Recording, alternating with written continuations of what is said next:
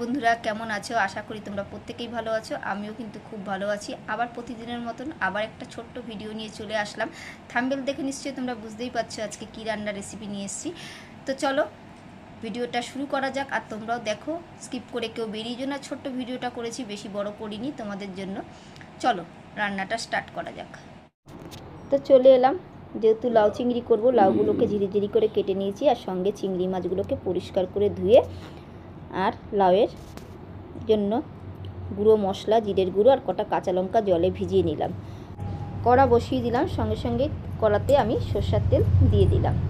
কড়ার তেল গরম হওয়ার সঙ্গে সঙ্গেই কিন্তু ফোড়নে আমি সাদা জিরা দিয়ে দেব আর সঙ্গে লাউগুলো ছেড়ে দেব সব।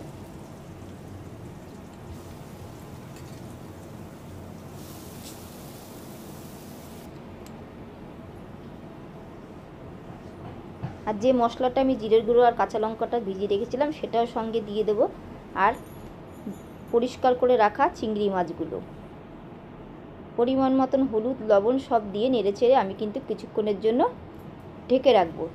আর চিংড়ি মাছ কিন্তু তোমরা যদি এভাবে দাও, চিংড়ি মাছটা খেতে কিন্তু খুব নরম হয়। আর যদি ভেজে দাও, সেটা যখন লাউয়ের সাথে যত নাড়তে থাকবে চিংড়ি মাছটা কিন্তু শক্ত হয়ে যায়। তো এরমভাবে দিলে কিন্তু চিংড়ি মাছটা খুব নরম হয় আর খেতেও খুব সুন্দর লাগে।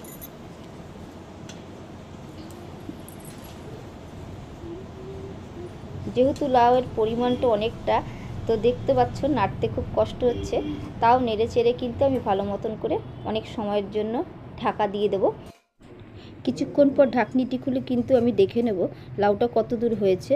তো দেখতে পাচ্ছ লাউ থেকে কিন্তু অনেক পরিমাণ জল বেরিয়েছে, আর জলটা কিন্তু আমাকে এরম করেই নাড়তে নাড়তে শুকাতে হবে। আর লাউটা যত মুজবে আর যত নরম হবে লাউটা কিন্তু ততটাই খেতে ভালো লাগবে। যেহেতু চিংড়ি মাছ দিয়ে এটা করা, তো লাউ চিংড়ি খেতে কিন্তু সবারই ভালো লাগে, আমারও খুব ভালো লাগে। তা তোমরা ভিডিওটা দেখছো কেমন লাগে অবশ্যই কমেন্ট করে জানাবে, আর আমার চ্যানেলটাকে ফলো আর সাবস্ক্রাইব করে দিও। তো এইভাবেই লাউটা কিন্তু আমি নাড়তে নাড়তে একদম শুকিয়ে ফেলবো। তারপর কিন্তু নামানোর আগে কিছু পরিমাণ চিনি দিয়ে আমি কিন্তু লাউটাকে নামিয়ে দেবো। তো আমার লাউ কিন্তু পুরোটাই দেখেছো জল টেনে গেছে আর শুকিয়েও গেছে। আর যত লাউটাকে তুমি জলটা টানিয়ে যত মজাবে লাউ, তত কিন্তু খেতে ভালো লাগে আর মুখে বাঁধবে না, মনেও হবে না এটা লাউ খাচ্ছ। তো আমার কিন্তু লাউয়ের রেসিপি পুরো হয়ে গেল রান্না। তো তোমাদের কার কার ভালো লেগেছে অবশ্যই জানাবে কমেন্টের মাধ্যমে। তো আজকের রেসিপিটা এইটুকুই। টাটা, বাই বাই, সবাই ভালো থেকো বন্ধুরা।